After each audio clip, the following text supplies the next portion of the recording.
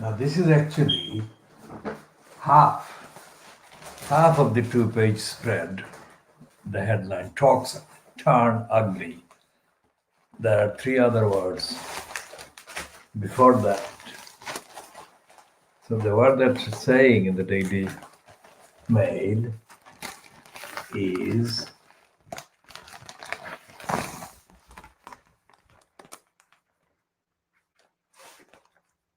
EU trade talks turn ugly. And then the Stephen Glover kind of full of anguish, belated realization. It was Stephen Glover who was one of the fiercest. This Stephen Glover, this piece Stephen Glover here, that one. Stephen Glover has been one of the fiercest backers of Brexiteering Boris Johnson. And Boris Johnson was pictured, get Brexit done. And he is now falling back on that mythology that he got Brexit done. He's a complete liar and delusional. Now, in a series of published comments that have now been kind of deleted from the internet by the publishers, I started commenting against Boris Johnson being promoted to a position where he could take over the government or become the leader of the Conservatives. I started in 2007 or 2006 when his name was being floated as a potential candidate for mayor of London. For a start, I'm opposed to the elected mayor system, which is built-in corruption, absolute built-in corruption. That said, I would not want Boris Johnson to have been mayor at all because of his unfitness. I started in 2006 or 2007 publicly commenting on the pieces that were being published by the then state of the Borisgraph, and some papers or outlets in Oxford, like Oxford Sherrill and others, in Oxford Mail and some other outlets in London. Essentially, what I said, now 14, 15 years ago about Boris Johnson was based on the evidence that I had seen or heard about his behavior. And those evidential grounds remain unchanged. So this person, Stephen Glover, who is now writing a kind of lament piece, Boris wants us to think Brexit is done, if only. Now, these people knew or had the ability to access the same information that I had accessed over the years. And I was not even based in the offices or in the environment of resources like the Daily Mail or similar, or the Telegraph. Because I had to get access at great costs, actually literally, in terms of traveling across London to find one piece of paper and spending hours getting hold of one piece of paper. So what I'm saying in the diagnosis is that my diagnosis of the Fleet Street is far deeper than any Stephen Glover or Andreas Whiteman shit. Andreas Whiteman shit, I'm calling him, because he's a Whiteman shit racist who pretended to be publishing an independent newspaper, and Stephen Glover was one of the people involved in the launching of that one and the other one that was very short-lived, the Sunday Correspondent. So these people were boasting of their wisdom and the depth of knowledge and their professionalism and whatever.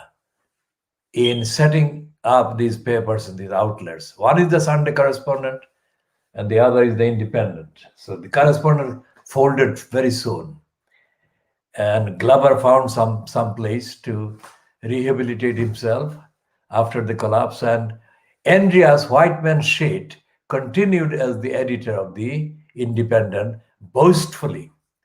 Now, the Independent was never independent, except the boast, and it has been now reduced to the online version only, and it is not a genuinely independent investigative paper, except for a few like Coban and a few other writers.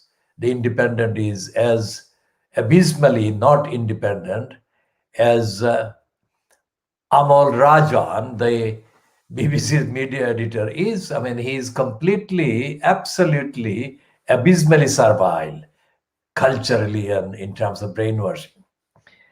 And the fact that a person like that, or person of that kind of orientation and record and propensities, has been appointed to the post of so-called media editor by the BBC, it just completes the picture that the BBC is dead. And Andrew Marr being reduced by the Irish kind of interviewee on Sunday to the complete, pathetic, absolute shell of a journalist that Andrew Marr has been. Sorry, if I said Andrew Neil, it wasn't Andrew Neil I meant to say. It's Andrew Marr. Andrew Marr was asking questions about the Boris Johnson breaches of international law, and the guest was an Irish minister, Irish Republic. And he took Andrew Marr apart, item by item, and logically and rationally and intelligently. So the fact that Andrew Marr has been reduced to such a shell, and Amal Rajan is the media editor of the BBC, completes the picture of the BBC's death. And the fact that the BBC Newsnight has been releasing this interview with Paxman. Well, Paxman did an interview with Christopher Hitchens. And in that interview, 10 years ago, 2010, Hitchens was asked questions by Paxman, and Paxman showed his venomous anti-Muslim hatred by referring to what he called Islamofascists. Islamofascists is not part of the Muslim community. It's in the imaginings of the people who are racist anti-Muslims. And if there are people who conform to the kind of stereotype created by that, then those people are not doing anything that is prescribed in either the Quran or the Sunnah of the Prophet. The Prophet was not, contrary to the kind of propaganda, he was not an impractical person. He was very practical, and his record or his legacies show that he was a good administrator. He was a very intelligent tactician, a thinker, and a kind person. And we'll talk about the kindness in the context of cats and why he gave the name to one of his closest followers, Abu Huraira. Abu is father, and Huraira is the collection or plural of cats or kittens. So Abu Huraira was the man who had a different name, but he got this name, the endearing name of Abu Huraira, father of kittens, given him by the Prophet. So the Prophet was himself fond of cats, as was Abu Huraira. And Abu Huraira was so fond of cats that he would go almost everywhere with a cat or cats. So that was the reason why the Prophet gave him the name father of cats. Now I quite without any intention or expectation, was called father of kittens. Somebody who never would have heard of Abu Huraira. K. Jordan called me exactly that. She described me to other people, saying that me, treats my kittens as my children. Well, I mean, I couldn't come closer than that. Of course, I did. And cats and kittens absolutely deserve to be treated with the utmost protection and protectiveness and kindness and generosity and care. And I shall come to all of that in due course when we talk about cats and kittens and why K. Jordan called me the father of kittens and why I did not mind in the least, and what happened to the other people who heard her say that about me. And I only found out very recently the origin of the name Abu Huraira. I didn't know about this until way after K left us. Now, the lack of legality and constitutionality and adherence to the rule of law, Magna Carta, Ed Miliband referred to Magna Carta exactly in the way that I described earlier before I watched him. Magna Carta is cited as a kind of part of the post, as the glory or glorifying kind of glorified kind of record of the English. Well, if that is the case, then Magna Carta should be adhered to. The principles, the values should be delivered to the service of the English people, but it is not. That's where the problem is. It is used as a list on the CB of the nation or the group, but it is not delivered in practice. And I was talking about the absence of audit of the judges and the judiciary. And here is a thing from the Bar Council today. This is a tweet posted at 2:55 p.m.,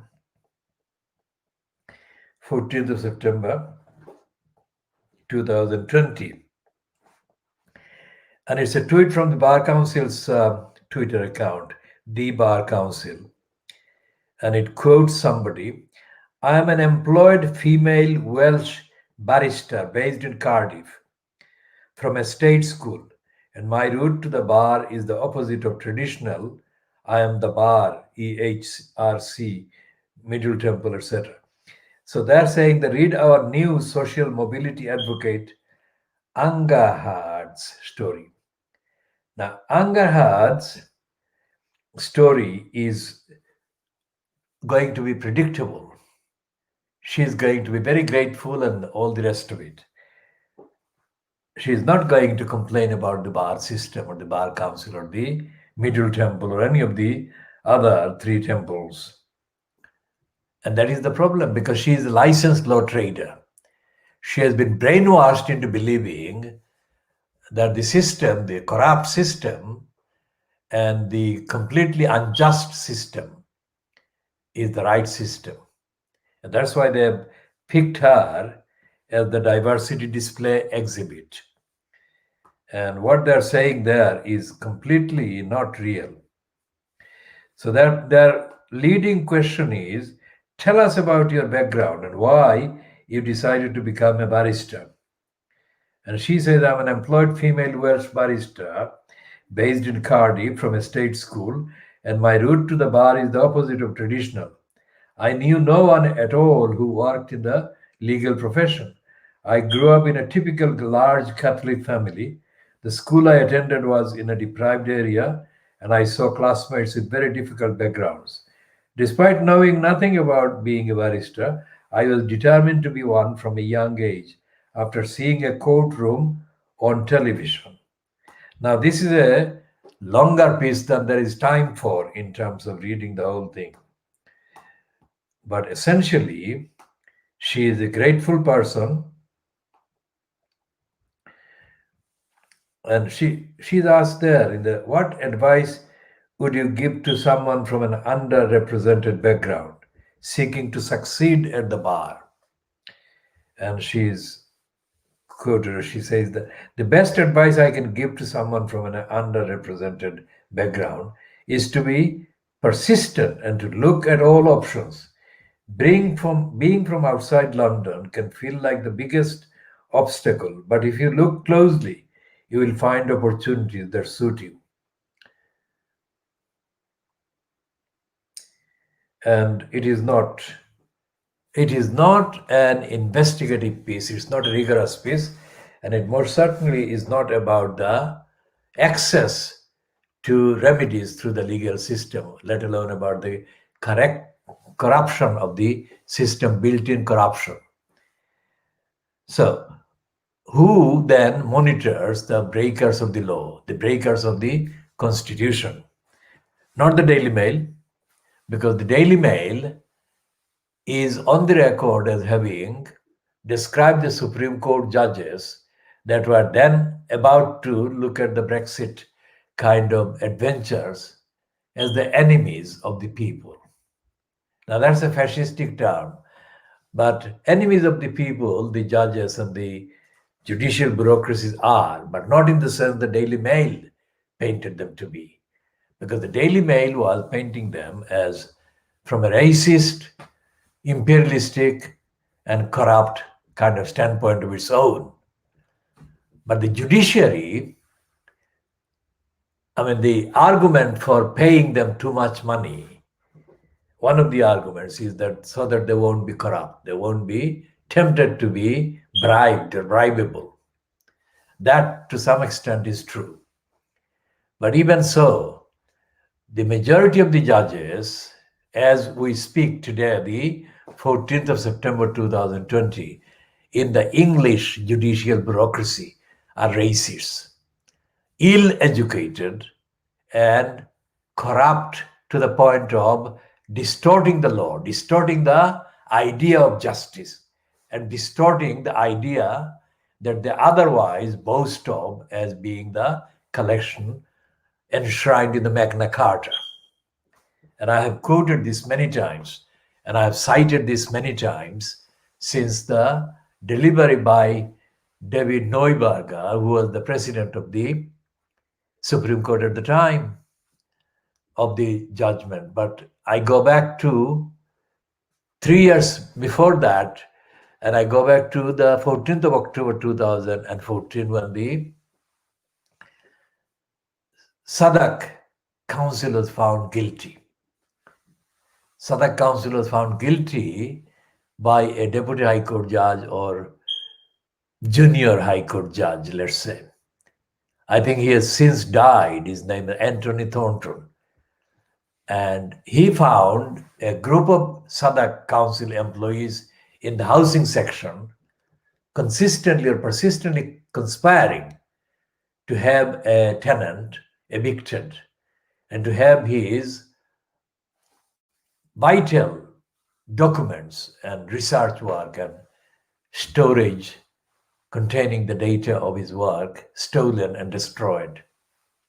And it took a long time before he got to the point of getting a verdict. And that was in breach.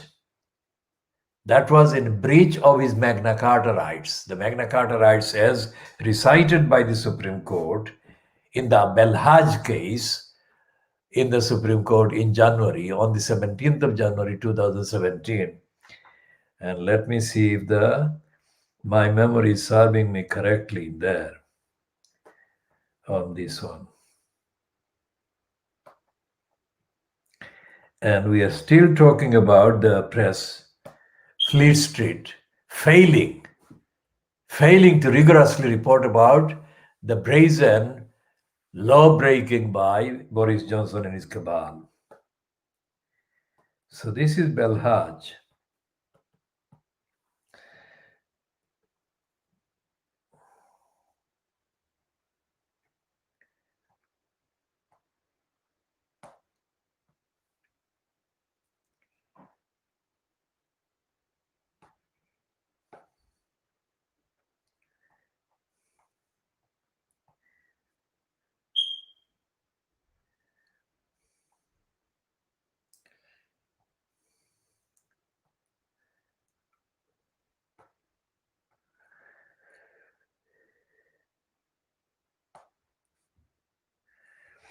So the case was, well, there are several kind of rulings on Belhaj. So let's see if I got the right one.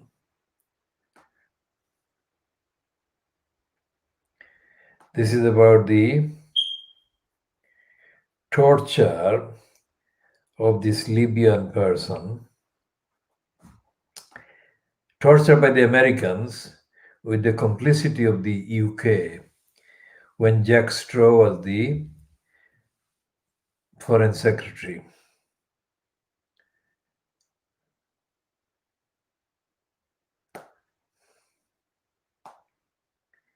And it's Abdul Hakim Belhaj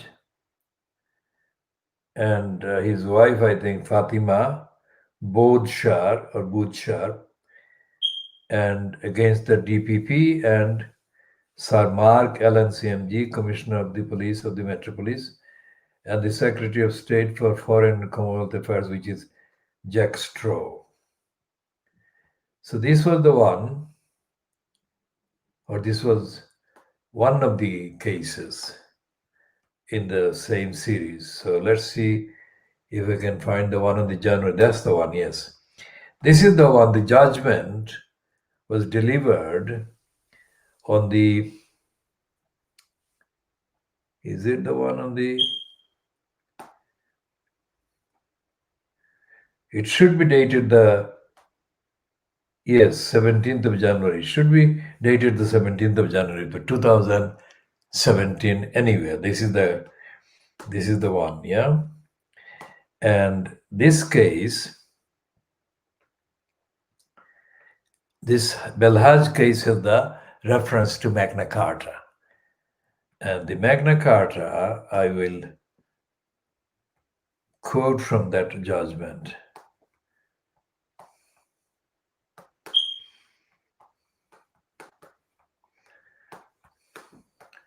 And I will expose both David Neuberger and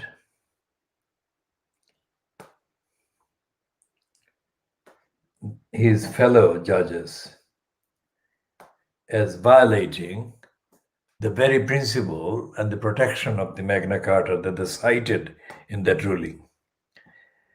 And this is the item as published by the Middle East Eye. So they said that Abdul Hakim Belhaj and wife Fatima Bodshar win right to sue the officials and institutions, including ex-Foreign Secretary, over the 2004 abduction. Those details are not relevant to this particular thing, the details, not the principle, but the details. What I'm saying is that the very Magna Carta protection that David Neuberger and his colleagues in the Supreme Court boasted about are being flouted by the Supreme Court and the Court of Appeal and the other courts in the High Court system and the county courts every single sitting.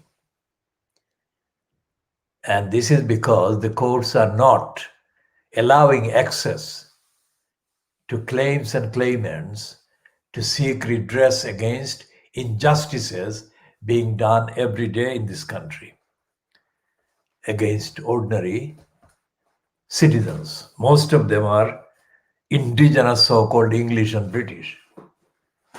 And that is the fundamental weakness of the system, where Boris Johnson can then go and break any law. And there are these tickling statements by Rehman Chisti and Jeffrey Cox and Bob Neal. But these people are not giants in any way, and they're not going to defeat Boris Johnson, because there are enough supporters of the Trump-like Boris in the Trump-led kind of crowds of the conservatives. They would stand by him. And even if he sinks them back into darkness of centuries ago, they will be prepared to let him do it. And that's why the media is so important, because the media should be reporting this vigorously. The Financial Times last week made a number of front page in a series, but it has ceased. It is not running the stories anymore about the law-breaking illegality of Boris Johnson and his cabal.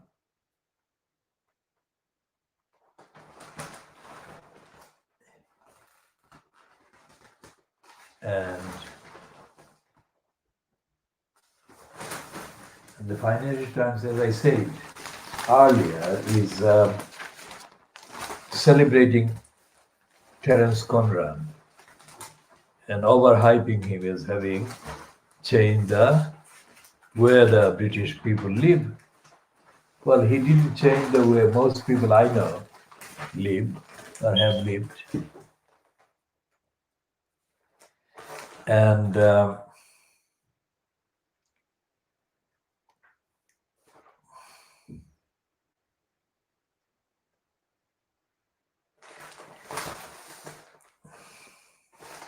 Financial Times is using the trade deal between Japan and the UK, which may end up being exposed as a stunt staged by Boris Johnson to deflect attention from his law breaking.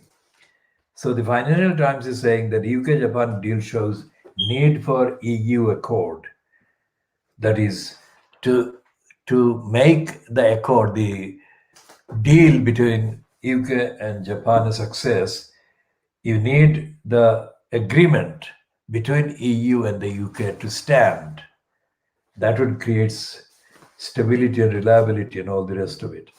But the Financial Times is not examining Boris Johnson's law breaking because the necessary adherence to the principles and the values of legality, constitutionality, rule of law, due process, and all these are not even integral to the characters of these newspapers, the Fleet Street.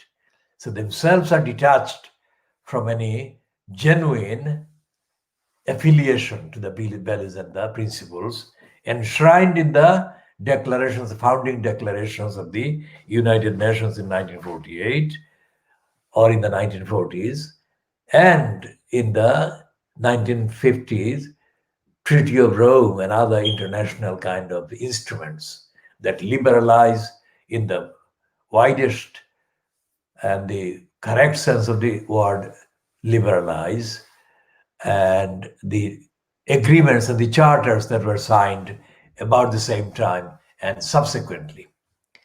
So the British press is a sick kind of state, and that sickness is evident in the fact that it keeps shoring up sick regimes and cabals after sick regimes and cabals. One was the cabal and the regime that was fronted by Tony Blair, and now it is the European Research Group and the cabal fronted by Boris Johnson.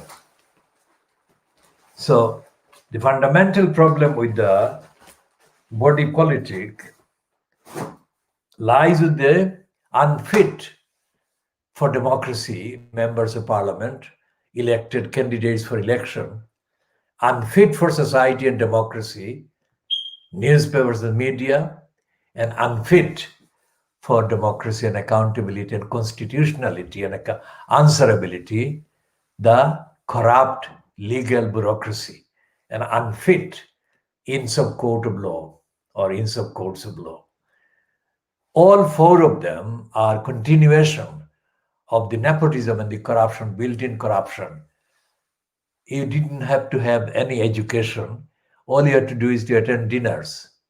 I mean, absolutely absurd. I mean, I was obstructed from getting a license from the Lincoln's Inn because of the serial corruption by a series of then barristers who reneged on their agreement and undertaking to do me the basic formality in 1973. So that's an example. But that has not stopped me acquiring or continuing to acquire or add to my general knowledge about the law and the legality and the legal state. That is why I say that the legal system is corrupt from the word go. So the whole international scene, the United Nations is complacent, and the UK as a prime example, let's say, of the three major countries currently in Western Europe, Germany and France, that are comparable to each other in terms of various factors, they are letting the constitutions down, they're letting democracy down. Despite the fact that Angela Merkel has made a significant contribution in saving Germany, there is a lot that is wrong in the German kind of system. It is still recovering from Nazism and other kind of destructive influences that predated the actual occupation of power by the Nazis. And it hasn't been able to reconstruct after the 1940s. It is in the process, but it is taking longer than it should have done. And that is part of the problem that is keeping Western Europe in the darkness, the dark ages. They are not coming out of the darkness of the 1940s, 1930s, and they're pretending to. And the fact that there was a Brexit that was staged to the point that it could be staged shows the ferocity of the sickness. It's like a virus. It has been a longer ranging virus. The Brexit, the little Englishness, the little racism, little islands racism, these are viruses that have been there for far longer than the COVID-19 virus. So here is the concluding comment today on the diagnosis of the media today. The Fleet Street media, that is, today, Monday, the 14th of September, 2020. Until the next edition.